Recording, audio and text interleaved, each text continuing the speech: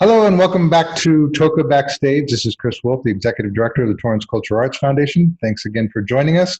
It is my absolute pleasure to have Terry and Nick Davies here with us. They are the creators of the show Piano Men, Generations, the music of Billy Joel and Elton John, which will be at the Armstrong Theater Saturday, February 1st at 8 p.m. Gentlemen, thank you so much for taking the time. Thank you. Thank you. So we were just conversing before we started, and you guys are actually father and son. Yeah, that's right. Yeah, that's what he claims anyway. Yeah. That's what the DNA. You're waiting for the DNA test, right? Yeah, we're still waiting for results. So my first question is out of the gate. Well, personally speaking, from my own relationship with my father, he and I could never agree on music. How did you guys agree on combining efforts for this show? Brainwashed.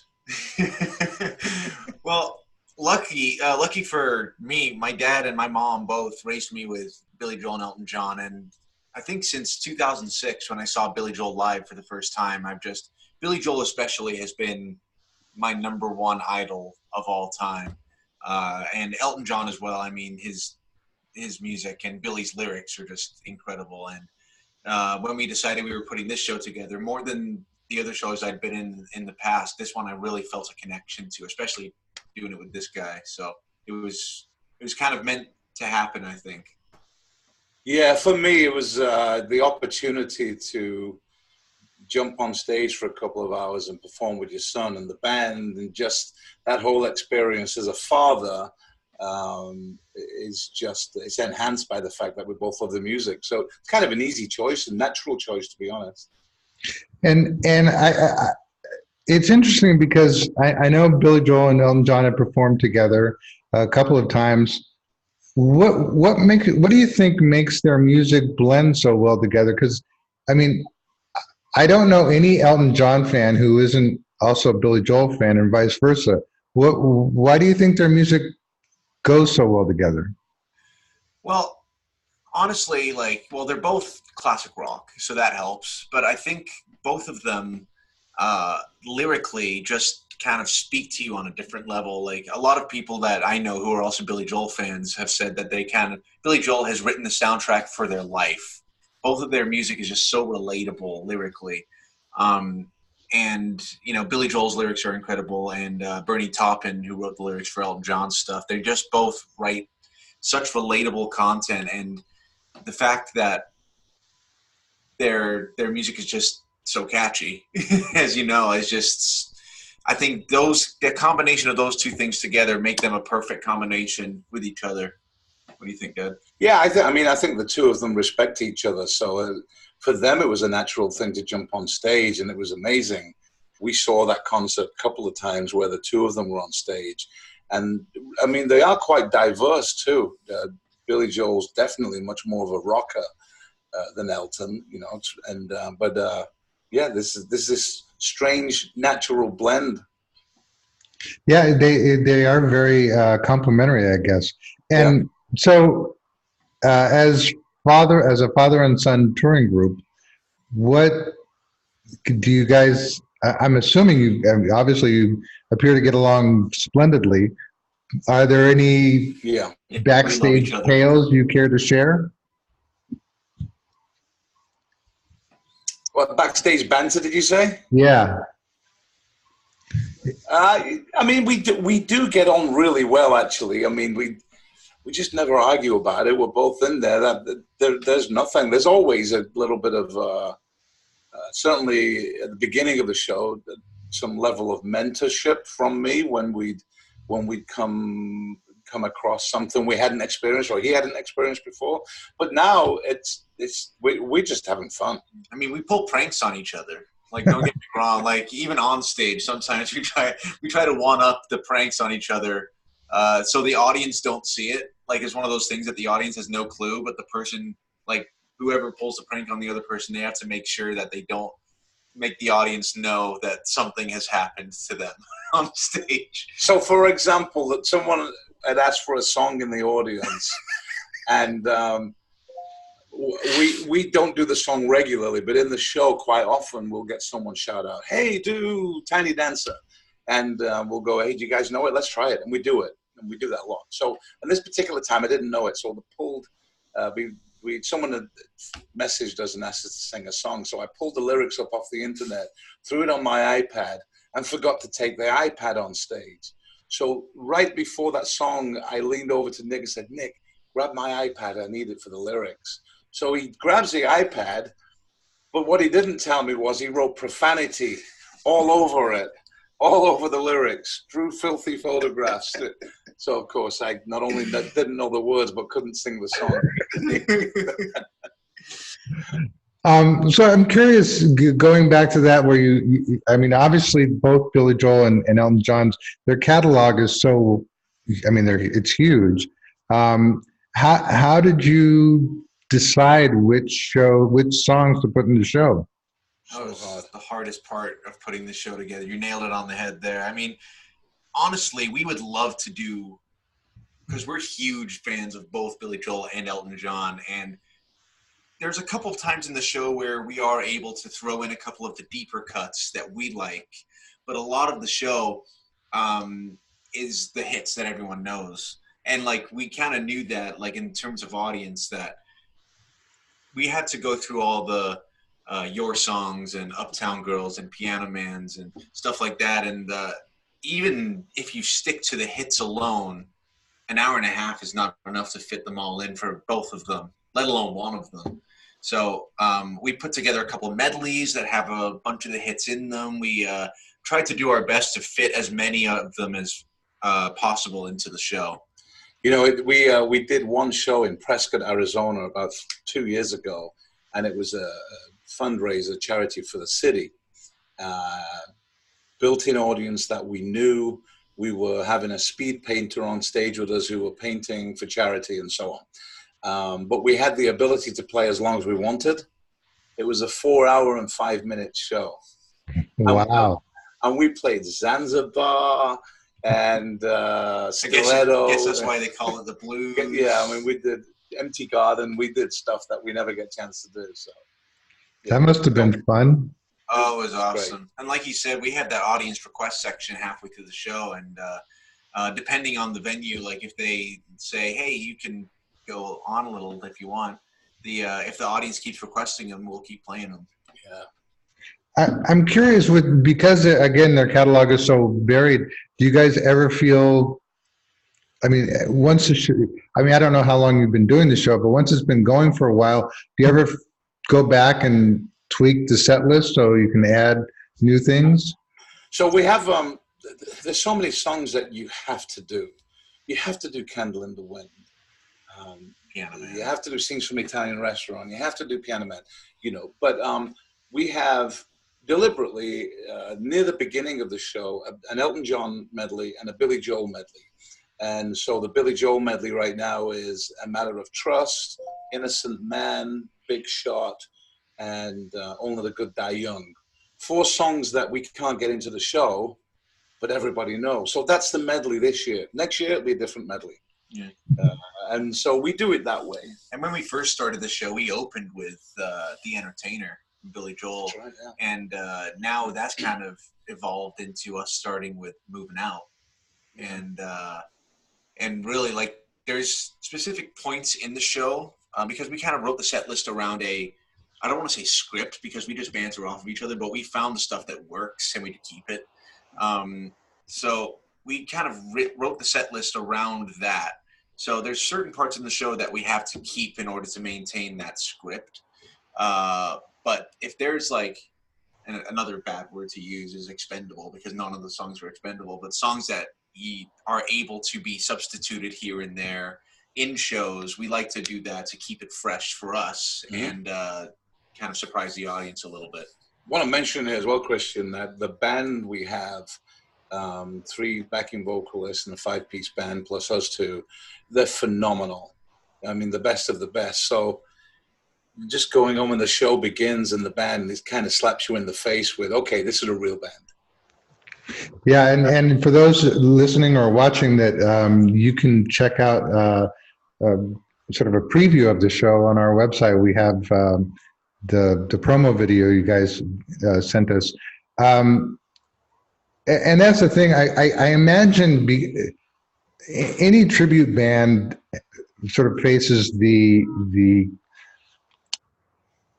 rabid fans who are just like, oh my God. Like, personally speaking, I grew up with Billy Joel. I've seen him in concert 4 times. You know, I used to have his 8-track tape and played it till it stopped working. So I know like every Billy Joel song there was. So not that I'm one of those crazy fans, but it must be daunting to know that there are people out there just like, okay, is this going to like, am I going to love this or hate this? What is it going to be? Because you guys have it's a big nut to crack where you have to sort of provide this, because they're both showmen. And so I imagine you guys got to feel the weight of that on your shoulders. I think we know you can't win everybody. There are going to be people who go, oh, you didn't play this song, oh, you know. But we've been lucky. Every show we do, the response from the audience is always quite rabid, and I think that's indicative of everyone who's on stage. The quality of what's coming out is great. So while you may have not heard your favorite song, or you would have preferred more Elton than Billy, or vice versa, fundamentally, most people are leaving it really, really enjoying the show, which we feel really grateful for and blessed. And when we put the show together as well, we kind of went into it knowing that no matter what we do, we're not going to be Billy Joel or Elton John. There's no way we are going to reach that level. So we, instead of kind of pretending to be them or blah, blah, blah, we kind of let our own individual personality. We basically ourselves on stage, and so far that's carrying as far as we want it to carry. So it's a good blend. Yeah. Well, I imagine too. I mean, I'm sorry? Are you going to be at the show? Oh, yeah. What's your favorite Billy Joel song? It's funny because one of the ones that I truly love is probably one people don't know, which is While the Night is Still Young. Oh, I love it. Wow. Yeah. To me, that just screams like gets musical theater, because it's like I could just see that being done on stage. But I mean, again, piano man, entertainer. I mean, all of his songs are just phenomenal. And the same with Elton John. I mean, Candle in the Wind is one of my favorites of his, but I guess you're right. Everybody has their own favorite song. So you do run that risk of, sort of disappointing somebody in the audience. Yeah. We've been lucky though. I mean, and there's a lot of material to go at. So in a 2-hour show, in various forms, whether it's in a medley or the full song or the little request, we usually squeeze out about 35, 40 songs. That's a lot to hit in anyone's catalog. Yeah. And that's why we decided to add that whole request section in the show as well. I mean, we know that, there's songs that we want to request to ourselves that we can't fit in the show. And, sometimes someone will throw out a song at us that catches us off guard, and we just say, hey, sorry. But for the most part, like, we're huge fans of pretty much both of their entire catalogs. And this guy's, I don't know how he just hears a title of a song and is able to play the entire thing without practice. But for the most part, if somebody yells out a song, we can figure our way through it. Now, I imagine growing up that, you both play keyboards, correct? Yeah. So growing up, you must have had, like, it's time for practice, and having your father sit there and make sure you practice, or was that ever an issue at home, or did you just always want to play piano? Well, it's funny. From a very, very young age, my dad sat me down at the piano, and we tell this story on stage as well. He taught me the basics of piano, like major and minor chords, but he didn't use the actual terminology. He said, is this chord happy or is this chord sad? And that, as a child, was relatable to me so much. And so that taught me aural theory at a very young age. And then I got into lessons with a teacher named Marilyn Holmberg, who is no longer with us. But it's one of those things that she was having me learn kind of the stuff that I didn't want to play at the time. It was all classical stuff at the time, which I wasn't interested in. Now I wish I would have stuck with it because I love classical now. But at the time, it kind of put me off of piano because I wanted to play the Billy Joel. I wanted to play the Beatles and Elton John and all that, Bruce Hornsby. But, you know, I had to sit there and do my scales, and it became kind of tedious and boring for me. So I actually lost interest in piano altogether. I didn't practice. I didn't do anything. I basically played video games until I fell asleep. And then since I kind of lost interest in it, my parents were just like, there's no point in you staying in lessons. So as soon as they took me out of the lessons and I wasn't weighed down by the stuff I didn't want to play, then they couldn't pry me off of the piano after that. I was, you know, listening to the music I wanted to listen to, playing the stuff I wanted to play, and it was all Billy Joel and all that. So it was kind of a silver lining almost, wasn't it? It was a blessing in disguise for me to. Well, plus he can't go 10 minutes now without his mom asking him to play the piano. She's his biggest fan. It's very true. Well, and I guess that just goes to the fact that everybody has their own way of learning, and you can't pigeonhole somebody, say, okay, you have to learn the classics, because that may, like you, turn them off of an instrument that they could be, you know, very proficient at. Yeah. And, you know, to be honest, if I would have stuck with the stuff that she wanted me to learn, like the classical and the jazz, like that is, for piano, the basis of a lot of theory and like being able to play the piano to a greater level. So I really wish I would have stuck with it in order to gain that's extra skill set. When looking back on it now, you can go back to lessons if you want. No, I mean, so can you, but that's not why we're here. No, but I think it worked itself out over time. Definitely. And have you guys ever thought about splitting the show and doing like just a Billy Joel tribute and a Elton John tribute, or are you guys married to the duo? Well, right, we're doing one next year, actually. Next doing a Billy Joel only show next year, and we toyed with the idea. But to be honest, we're out there so much that I think we would be faced with one of those things of, well, yeah, that was good, but we really wanted to hear, and it would be Elton John or Billy Joel, you know? Right. So why mess with, and plus, you know, we have not even got close to exhausting all the possibilities. We're always learning new songs, and no doubt we're going to try and learn When the Night's Still Young. That's right. Torrance.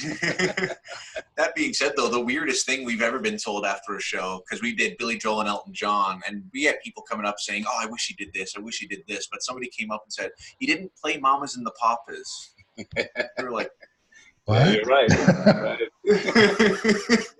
Wow, that's that. I would have liked to have seen their ticket stuff. It's like, did you really come to the right show? Oh shoot, I had a great question and now I forgot it. This happened to me last time. What are your plans for the future? Is it just to continue this, or do you guys? Well, I know Terry, you not only do this show, but aren't you also like an agent, manager, or something? Yeah, we have a company, a family business. My wife and I, Nick, and his fiance Julia, and we have a company where we manage over 200 artists, many of them on the cruise ships, and so I do that. But everything I do is fun, to be honest. You know, we're at that age where, hey, whatever I'm going to do, I'm going to enjoy it. And just, look, being on stage with Nick and the band, if I can still sing in 5 years, I'm hoping to still be up there. Yeah. And next future, musically, he still loves being in the show, but many other arms to what he does. He produces shows. He's got a show called Oh Canada that he produced that's touring next year. Also has his own album called My Generation that he just finished recording all the piano and vocal parts at Abbey Road in London. Oh, wow. And that's, we're looking to hopefully release that next year. So there are other branches to what we do, but we do look as this as the show's great, but we enjoy it, and that's really the primary reason for keep out there doing it like this.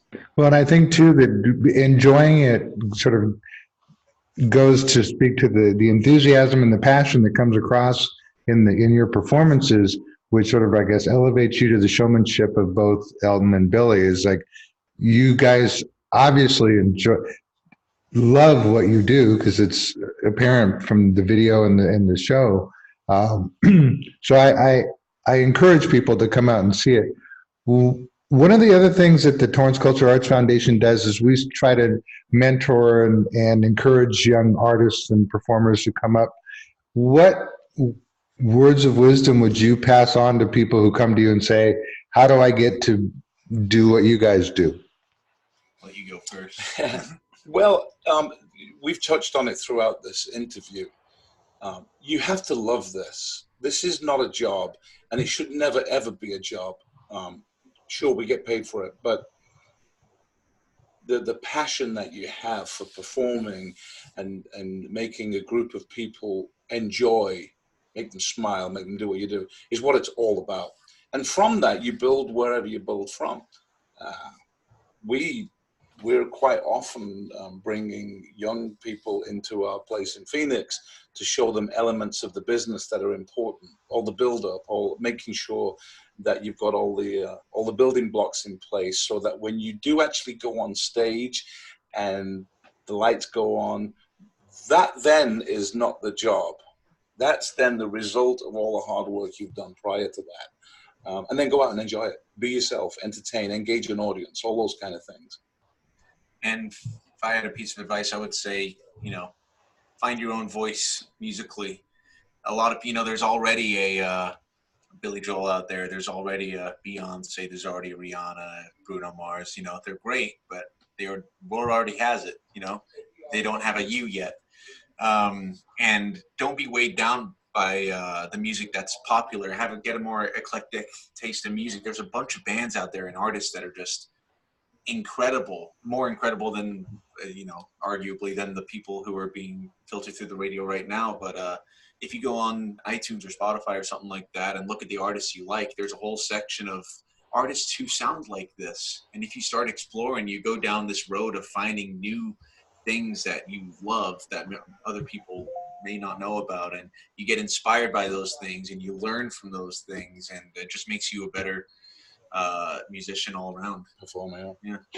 That's interesting, because that sort of speaks to a conversation I had recently with another artist, which is that it's kind of sad that there's, for lack of a better term, the suits who do all the programming and the record producing and all that, who help create the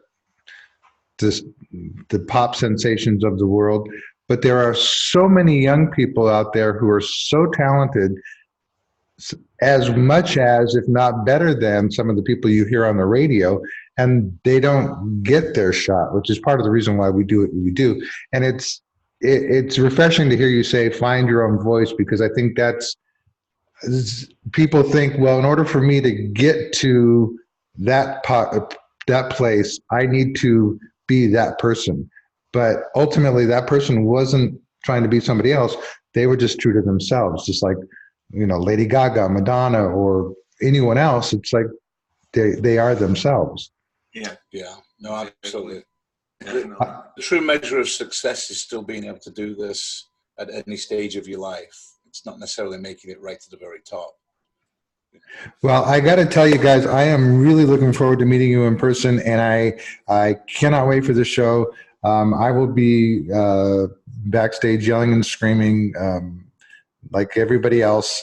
As a matter of fact, I told one of my friends, and this, by the way, for those, again, listening or watching, this is new to our season. We did not put this, it wasn't in our brochure.